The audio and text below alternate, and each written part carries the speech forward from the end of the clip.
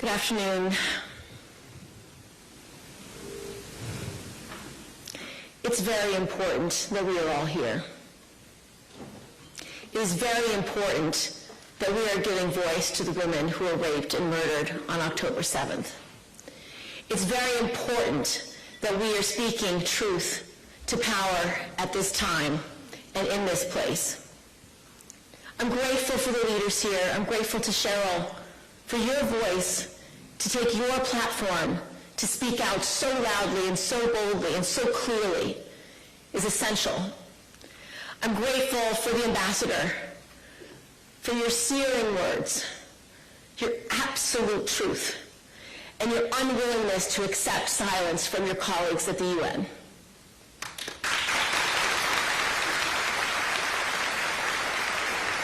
I want to thank Sheila and for the National Council of Jewish Women for standing so firm, for refusing to be silenced in this moment, and to bring the world community to bear.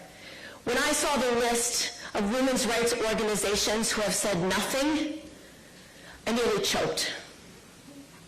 Where is the solidarity for women in this country and in this world to stand up for our mothers, our sisters, and our daughters?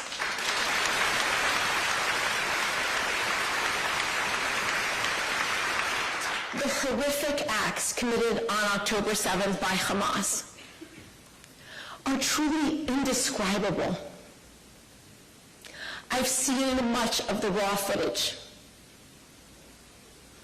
It takes your breath away in the sheer level of evil it depicts. You can't unsee when you see it, and it haunts you like no other image you could ever see on a movie screen. The barbaric acts are acts beyond what we have seen from ISIS, Al-Qaeda, other horrific terrorist organizations around the globe. Witnessing people trying to behead people through many means is disgusting.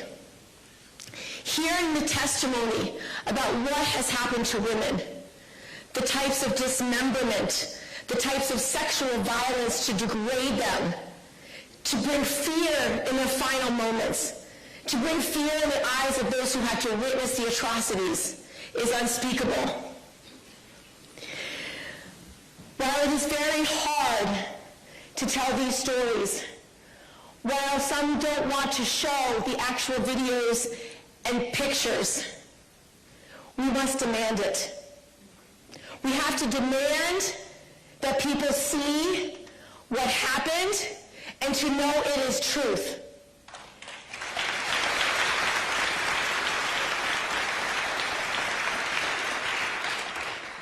We collectively must ensure that the world knows the heinous, horrific, barbaric nature of Hamas's actions. We have to ensure that it is engraved in history for all time, just as when we go to see Yad Vashem and see the memories and the moments and the failures and the cruelty and the horror of what happened during World War II. One of the earliest images that we have been able to see is the attack, during the attack, was that of Naama Levy. She was being dragged by her hair, her hands tied behind her back, thrown into a truck, blood streaming down her face, streaming down her arms, streaming down her back. Her sweatpants were covered in blood, streaming down her legs, clearly a victim of sexual assault. She was in terror. We've seen photos of bodies of all ages with unspeakable injuries. We've heard testimony of young girls being killed with their pants pulled down and naked, alone, afraid, and in terror. The mountain of evidence Forensic examinations, eyewitness testimonies from survivors and paramedics, video footage from Hamas itself, the words of Hamas declaring victory about the 10 people that he killed to his mother, recorded on his cell phone. It embodies a level of evil we don't see. It's hard to hear. It's hard to witness. The atrocities have evoked horror and despair. I can't imagine what it's like to be a Jewish family today, whether you're in Israel, whether you're in America, whether you're anywhere in the globe, watching this episode unfold in real time, knowing that it is just part of a long legacy of anti-Semitic brutality and inhumanity. For centuries, rape, sexual mutilation, sexual violence have played a grotesque role in the subjugation and suppression of the Jewish people.